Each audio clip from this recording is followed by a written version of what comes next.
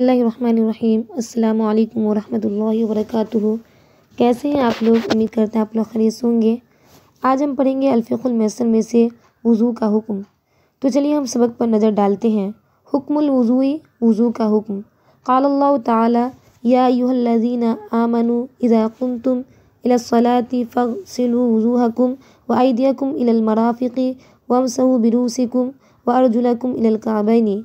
اللہ تبارک و تعالیٰ نے ارشاد فرمایا، اے ایمان والو، جب تم کھڑے ہو یعنی جب تم ارادہ کرو، اذا قمتم یہاں پر اذا اردتم کے معنی میں ہے، جب تم ارادہ کرو نماز کا، فاغسلوا وجوہکم تو اپنے چہرے کو دھو لو، وایدیکم الی المرافق اور اپنے دونوں ہاتھ کو کہونی سمیٹ میں کہونی بھی شامل ہے، داخل ہے، وامسحوا برؤوسکم اور اپنے سر کا مسح کرو، وارجلکم الی الکعبین اور اپنے پاؤں کو ٹخنوں تک دھو لو۔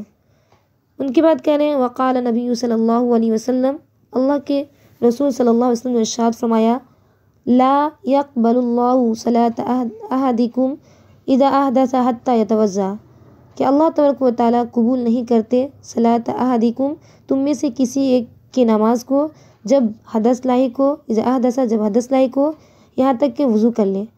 یعنی ان کا ترجمہ یوں کیجئے کہ اللہ تبارک و تعالیٰ بغیر وضو کے نماز قبول نہیں کرتے۔ ان کے بعد ہے لا تجوز الصلاۃ الا بالوضوء، نماز جائز نہیں ہوتا مگر وضو کے ساتھ، یعنی بغیر وضو کے نماز جائز نہیں ہوتا۔ ولا يجوز مس المصحف الشریف الا بالوضوء، اور جائز نہیں ہے قرآن شریف کا چھونا مگر وضو کے ساتھ، یعنی بغیر چھوئے وضو بنائے قرآن شریف کو نہیں چھو سکتے۔ پڑھ تو سکتے ہیں، آپ اگر قرآن شریف کو زبانی پڑھنا چاہیں تو پڑھ سکتے ہیں، لیکن آپ بے وضو ہیں یعنی وضو نہیں کیے ہوئے ہیں تو آپ قرآن شریف کو نہیں چھو سکتے ہیں۔ اسی طرح موبائل کے بارے میں ہے کہ اگر موبائل میں قرآن شریف ہے تو زیادہ بہتر ہے کہ آپ باوضو ہو کے پڑھیے، ویسے پڑھ سکتے ہیں۔ ان کے بعد ہے الذی واجب علی الوضوء استحق الثواب ورفع الدرجات فی الآخرۃ، الذی جو شخص واجب علی الوضوء وضو پر پابندی کرے تو وہ ثواب کا مستحق ہوگا اور ان کے درجات آخرت میں بلند کیے جائیں گے۔ یہ ہو گیا وضو کا حکم۔ ان کے بعد ہے ارکان الوضوء، وضو کے ارکان یعنی وضو کے فرائض۔ تو دیکھیے کیا ہے وضو کے فرائض؟ ارکان الوضوء اربعۃ وہی فریضہ، وضو کے ارکان 4 ہیں اور وہ فرض ہیں، یعنی فرائض وضو 4 ہیں۔ وہ کیا کیا ہیں؟ تو دیکھیے نمبر 1 غسل الوجہ مرتن، ایک مرتبہ پورے چہرے کا دھونا، اور چہرے کی حد آگے بتا دیے کہ کتنا دھونا ہے، تو بتا رہے ہیں وحد الوجہ یبتدئ فی الطول من اعلی سطح الجبہۃ الی اسفل الذقن وحدہ فی الارض ما بین شحمۃ الاذنین۔ کہہ رہے ہیں چہرے کی حد وہ شروع ہوتی ہے، یبتدئ وہ شروع ہوتی ہے لمبائی میں پیشانی کی سطح یعنی پیشانی کی لائن، پیشانی کے بالوں سے لے کر الی اسفل الذقن تھوڑی کے نیچے تک، اور ان کی چوڑائی بتا رہے ہیں وحدہ فی الارض، اور ان کی چوڑائی دونوں کانوں کی لو تک ہے، یعنی پیشانی کے بالوں سے لے کر تھوڑی کے نیچے تک اور ایک کان کی لو سے دوسرے کان کی لو تک پورے چہرے کا دھونا۔ نمبر 2 غسل الیدین مع المرفقین مرتن، دونوں ہاتھ کا دھونا کہونی سمیت ایک مرتبہ، یعنی ایک مرتبہ دونوں ہاتھوں کا کہونی سمیت دھونا ہے اور کہونی بھی دھونے میں شامل ہے۔ نمبر 3 مسح ربع الراس، چوتھائی سر کا مسح کرنا ہے۔ امام اعظم کے نزدیک چوتھائی سر کا مسح کرنا فرض ہے، اور امام شافعی رحمۃ اللہ علیہ کے نزدیک ایک بال کے برابر مسح کر لینا کافی ہوگا۔ نمبر 4 غسل الرجلین مع الکعبین مرتن، دونوں پاؤں کو ایک مرتبہ ٹخنوں سمیت دھونا ہے۔ یہ ہو گیا وضو کے فرائض۔ یاد رکھیے گا وضو کے فرائض 4 ہیں۔ نمبر 1 چہرے کا دھونا ایک مرتبہ، اور چہرے کی حد کیا ہے؟ پیشانی کے بالوں سے تھوڑی کے نیچے تک اور ایک کان کی لو سے دوسرے کان کی لو تک۔ نمبر 2 دونوں ہاتھ کہونی سمیت دھونا ہے۔ نمبر 3 چوتھائی سر کا مسح کرنا ہے، اور نمبر 4 دونوں پاؤں ٹخنوں سمیت دھونا ہے۔ ان کے بعد آگے ہم چلتے ہیں، کیا ہے شروط صحت الوضوء، وضو کی صحیح ہونے کی شرطیں۔ تو کیا ہے وضو کی صحیح ہونے کی شرطیں؟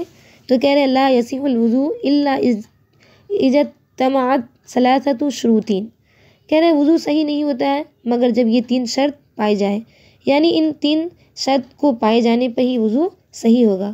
وہ 3 شرط کیا ہیں تو اس کو ہم آگے پڑھیں گے۔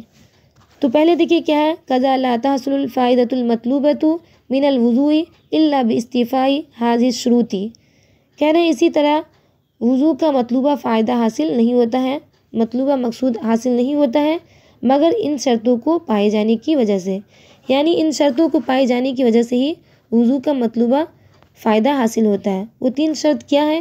تو نمبر 1 ان یصل الماء الی جمیع الاعضاء التي یجب غسلها فی الوضوء، کہہ رہے ہیں یہ کہ پانی پہنچانا ہے ان تمام اعضاء کی طرف، اعضاء تک جس کا وضو میں دھونا واجب ہے، یعنی جس کا وضو میں دھونا واجب ہے ان تمام اعضاء کی طرف پانی پہنچانا ہے۔ نمبر 2 اللہ یوجد شیء یمنع وصول الماء الی بشرۃ کالشم والعضین، کہہ رہے ہیں یہ کہ کوئی چیز، نمبر 2 کہہ رہے ہیں یہ کہ کوئی ایسی چیز نہ پائی جائے جو پانی کو کھال تک جانے سے روکتی ہو، جیسے کہ موم اور آٹا، یہ سب اگر لگا رہ جائے تو پھر اس میں پانی نہیں جاتا، تو اگر جب پانی نہیں جائے گا تو پھر اس جگہ سوکھی رہ جائیں گی، تو پھر آپ کا وضو نہیں ہوگا، جب وضو نہیں ہوگا تو پھر نماز نہیں ہوگی، تو ان کا بھی خاص خیال رکھنا ہے۔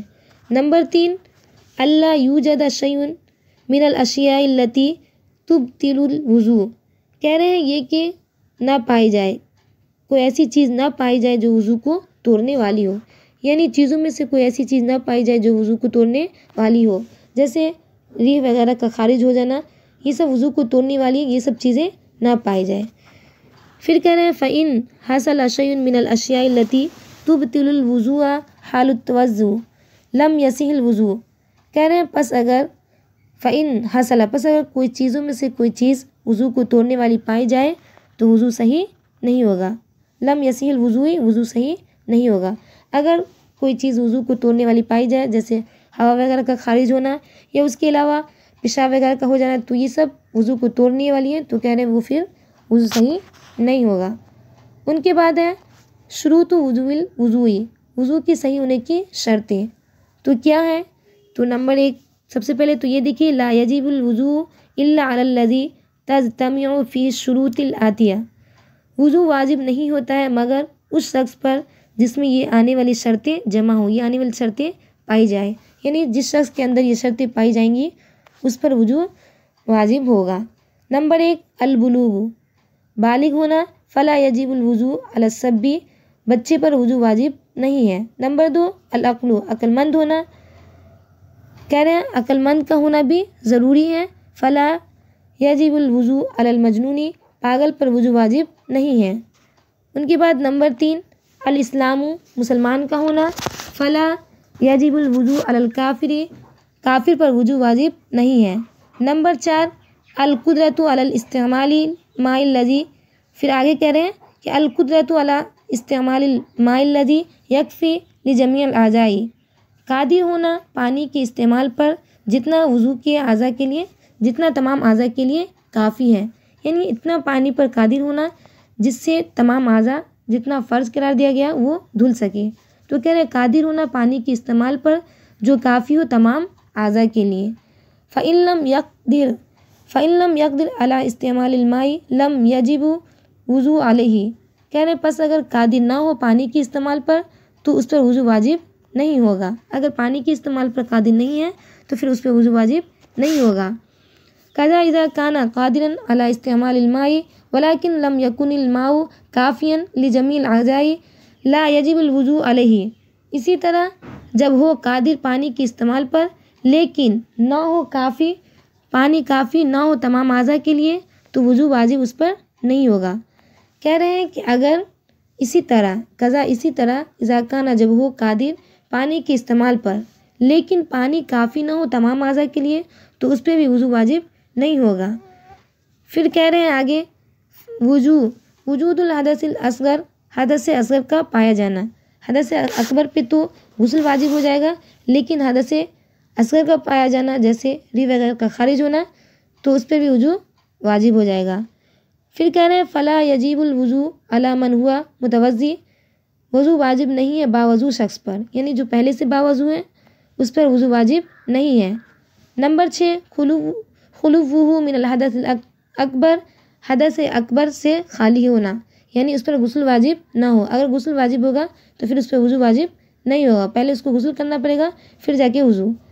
فلا یکفی الوضوء للذی قد وجب علیہ الغسل، بس کافی نہیں ہے وضو کرنا اس شخص کے لیے جس پر غسل واجب ہے. پھر آگے کہہ رہے ہیں نمبر 7 ضیق الوقت، وقت کا تنگ ہونا. فَإِنْ كَانَ الْوَقْتُ مُتَّسِعًا لَمْ يَجِبْ الْوُضُوءُ عَلَى الْفَوْرِ بل يَجُوزُ التَّأْخِيرُ فِي الْوُضُوءِ. بس اگر وقت زیادہ ہو، فَإِنْ كَانَ الْوَقْتُ مُتَّسِعًا یعنی کشادہ ہو، یعنی وقت زیادہ ہو تو وضو واجب نہیں ہے فوری طور پر، بلکہ جائز ہے تاخیر کرنا وضو میں. یعنی جب زیادہ وقت ہو تو آپ تاخیر کر سکتے ہیں. آج کے لیے بس اتنا ہی. اگر اس میں کچھ دقت یا پریشانی ہو تو آپ ہم سے پوچھ سکتے ہیں. انشاءاللہ ہم پوری کوشش کریں گے آپ کو بتانے کی. تب تک کے لیے اللہ حافظ. دعاؤں میں یاد رکھیے گا.